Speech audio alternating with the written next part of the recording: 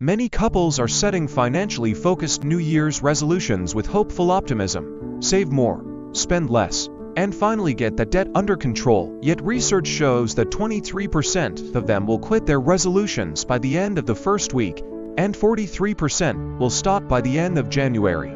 There's a myth that saving money or reducing debt are only challenges for couples barely scraping by, but that's not true. Almost 1 in 3 households in the top 10% of income earners owes credit card debt. Reaching your financial goals in the coming year isn't about willpower alone. It's about building systems that make saving easier, spending harder, and teamwork second nature. Research consistently shows that relying on willpower alone is a losing battle.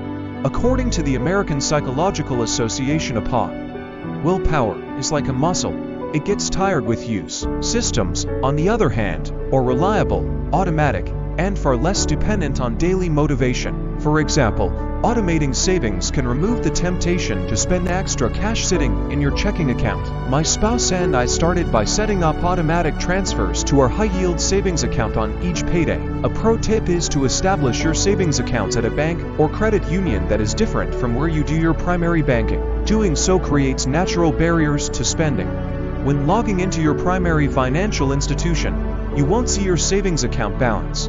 Even if you do check all of your balances, moving money between financial institutions is not as convenient as it would be if you moved money from one account to another in the same financial institution. In my household, we created separate savings accounts for different goals, one for vacations, one for home improvements, and another for emergencies. Naming these accounts made them more tangible, and seeing our progress in each was motivating. Here are more tips. 1. Create a budget that reflects your shared goals. One of the biggest mistakes couples make is failing to align their financial priorities. It is widely understood that money is a leading issue married couples argue about. To reduce financial friction, my spouse and I set aside time for regular money dates. During these check-ins, we talk about our short and long-term goals, vacations, retirement, home improvements. Then we budget accordingly, making sure our spending habits reflect those goals. We also use budgeting apps to track our expenses in real time. These tools not only help us stick to our budget but also provide a clear picture of where our money is going. Having that transparency has eliminated a lot of stress in our financial conversations. 2. Make spending tougher. Let's face it, spending is incredibly easy in today's world. With one-click purchases, digital wallets, and credit cards, spending money takes almost no effort. To combat the convenience of digital shopping, couples can adopt a few straightforward strategies. Before making any non-essential purchases above a certain amount, wait for 48 hours.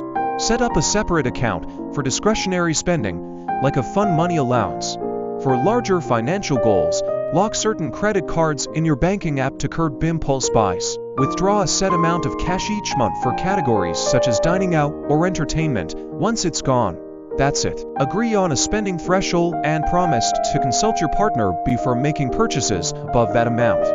It's not about asking for permission, but staying in sync. If debt is part of the picture, tackle it as a team. Developing a clear repayment strategy helps reduce stress and increases the likelihood of success. Some couples use the debt snowball method, paying off smaller debts first for quick wins, while making minimum payments on larger debts. Others prefer the debt avalanche method, prioritizing debts with the highest interest rates.